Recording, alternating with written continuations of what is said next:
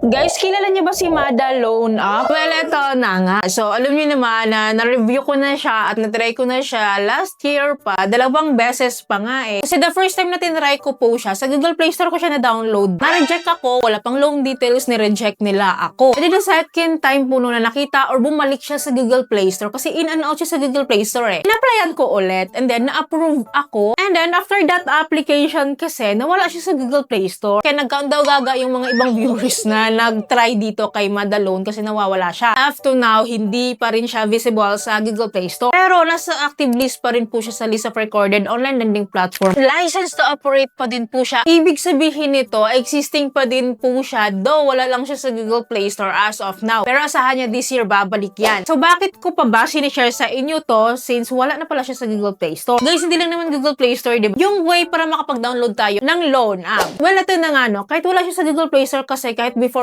pa, existing po siya at hindi po siya nawawala sa V-App Store. Na sinishare ko naman sa inyo yan last time, nandun po natin siya makikita talaga. Yung mga loan app na hindi nyo makita-kita dyan sa Google Play Store, pumunta kayo ng V-App Store, nandoon sila. Anyways, lang si V-App Store po, only Android users lang, specifically po sa mga Vivo devices po. Kaya siya V-App Store dahil nga Vivo App Store. Pero somehow po, available din daw siya sa ibang Android App Store. And ito na nga, na-discover ko po na available na din pala siya sa iOS or sa App Store. Sa mga may iPhone dyan, so matadownload natin siya dyan, pero hindi Mada Loan ng pangalan niya. Which is, I found out nga po na itong si Mada Credit. Yes, Mada Credit po ang pangalan niya sa App Store or sa iOS na pwede natin i-download. Na I found out nga po no, na iisa lang po pala sila. So later on, malalaman nyo yan kasi i-access ko yan at i-share ko yan sa inyo. Well, before I start, disclaimer lang muna tayo, no? This video is not sponsored and basically based on my personal experience lang po. Na gusto ko din po i-share sa inyo para mabigyan ko kayo ng heads up before trying this loan app. And by the way, if you are new to my channel, nagre-review po tayo ng different online loan apps or online loan services, legit man or hindi, new man or existing. Sinisilip ko po yan at sinusubukan ko mismo. Nagbibigay po tayo dito ng legit tips, reviews, and recommendation and what online loan apps or loan services to avoid. Kaya kung gusto mo yung makita mga videos, you can consider subscribing at i-click mo yung bell button para lahat ng videos ko is updated and notified ka. Well, back to this new Mada Loan. Medyo nakakalito no, kasi may Mada Loan din kasi. Tapos may Mada Loan. Magkaiba po sila ha. Hindi po sila iisa. Itong si Mada Loan at saka si Mada Credit ang iisa. Well, sabi niya dito, magpapautang na siya from 500 pesos up to 50,000 pesos. Wow. Well, bago naman tayo mag-start sa isang loan app po no, tinitingnan po muna natin yung kanyang update or kanyang privacy policy kung anong meron po no, kung saan ba siya under ng lending corp. Kasi time to time nga nagbabago siya. Kasi para ma-confirm natin talaga kung iisa sila ni Mada Loan. Well, dito nga po under ng privacy policy po no, inopen ko siya. Nagulat naman ako dito kasi hindi ko siya maintindihan. Iba yung language niya. Hindi ko siya maintindihan guys kasi bakit iba namang lingwahe yung meron dito. Well, anyways, dahil wala akong maintindihan po no, dinownload ko pa din po yung app. Well, kapag open po natin yung app po no, ito agad yung bubungad po sa atin. Kanina sabi niya, nagpaputang siya from 500 pesos up to 50,000 pesos. Dito sa pinaka homepage po, yung loan amount niya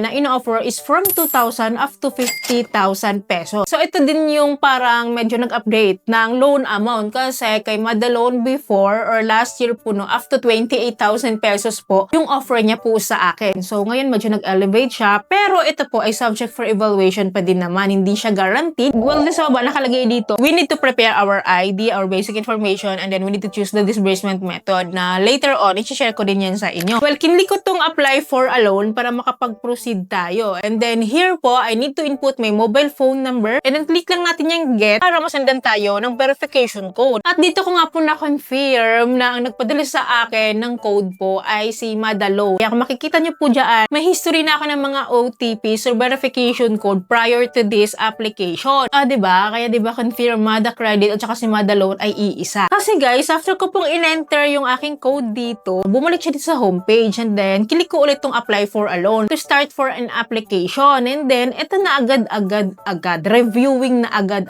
siya. Nakalagay dito, your loanable amount is being calculated. Kapag ganitong format po kasi na ibinibigay, ibig sabihin, may account na ako dito, nakapag-apply na ako dito before, parang refresher lang ako. So, ini-evaluate nila ulit yung aking loan amount or yung aking loan application kung magkano yung loan offer po nila sa akin. Second confirmation na si Mada Loan at saka si Mada Credit ay iisa kasi na-detect nila yung aking application tsaka yung aking account na nag-apply na nga ako dito last year through Mada Loan loan app na dinownload ko sa Google Play Store. Well, ito din naman yung pinaka-exciting part, guys, na meron akong loan offer po sa ngayon of 3,000 pesos. Well, medyo tumaas yung loan offer po nila sa akin na kasi last time, ang offer lang nila sa akin is 2,000 pesos. At ngayon, 3,000 na. Well, don't worry. Later on, i-share ko sa inyo kung paano ako nag-apply kasi magugulat din kayo kung ano yung mga hinihingi nila, mawiwindang talaga kayo. But anyways, ito muna. So, meron ako loan amount or loan offer na 3,000 pesos. So, basically, ito yung approved loan offer nila sa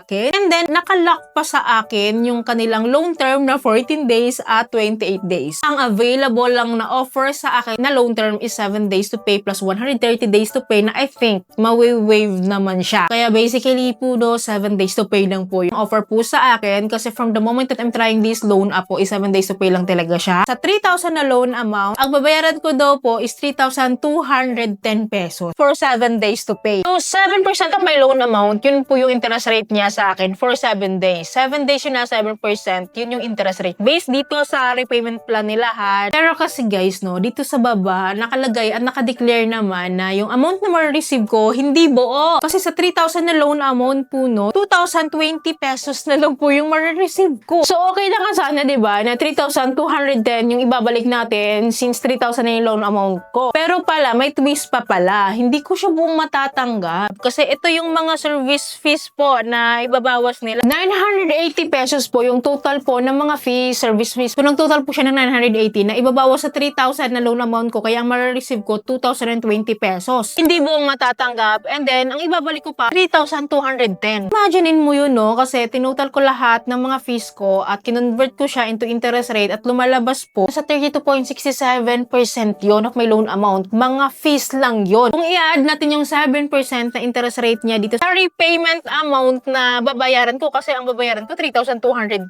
sumobra pa So sabi ko sa inyo kanina, 7% of my loan amount. Kung i-add natin siya sa 32.67, so lumalabas po nasa 39.67%. Almost 40% of my loan amount po, yun po yung kita or kabuuang kita nila sa atin. 7 days to pay. Hindi buong matatanggap. Lalaban ka ba sa ganito? Uutang ka pa din ba kapag ganito yung iyong loan offer? Yes, makakautang po dito kasi na-experience ko na nga po. Marami na rin nakapag-try po nito. Pero ang tanong, worth it ba? Well, anyways, no, para ma-share ko sa inyo yung complete details po ng application ko dito. Kung paano ako nag-apply, guys, napakadali lang naman. Walang income proof na hinihingi. Everybody can apply dito. We need to prepare our mobile phone number. Of course, our basic information, our employment details. Sa employment details, kahit unemployed ka or housewife ka, student ka man, okay lang. Di naman siya nanghingi ng kahit anong income proof. Walang ayaw ko lang dito kay Mada Credit or kay Mada Loan App po, no. Nanghingi siya ng Facebook username, which is red flag sa akin yun. At nilagay ko lang doon NA or none. So, nag-proceed naman po siya. And then, of course, no, manghingi din sila ng contact information, contact references, and of course, our ID information. I-ready nyo lang po yung mga government IDs na available. And then, after po niyan, of course, no, magre-require po sila ng withdrawal information, either e-wallet or bank account. Doon nila isasend yung ating approved loan amount kung willing tayong mag-loan. So, ganun lang siya. Then, magbibigay siya ng instant loan offer. That was based sa application kay Mada Loan before, which is hindi naman din niya nagbago kasi nga ito nga kahit lumipat tayo ng iOS or App Store, nag-iba yung kaya app name, is na-detect pa rin nila yung aking application. Well, that's it for Mada Loan App or Mada Credit Loan App na mako-confirm ko na isa lang sila dahil nga po ako mismo, kung nagkaroon ng account dito before, na-detect nila po yung aking account. Well, guys, pag-isipan nyo pong mabuti, gusto nyo pong mag-loan dito kay Mada Loan App or kay Mada Credit, it's up to you still. Kayo naman yun. Wala naman akong magagawa. But again, for me, hindi ko siya marirecommend. Well, anyway, you can comment down below po sa mga nakapag-try niya kay Mada Credit Loan App or kay Mada Loan App ngayon or before. Don't worry guys, palagi naman ako mag-update sa inyo time to time. Kaya dapat mo nakasubscribe kayo at i-click niyo yung bell button para lahat ng videos ko is updated and notified po kayo. Yun lamang po. Thank you for watching this video. See you in my next video. Bye!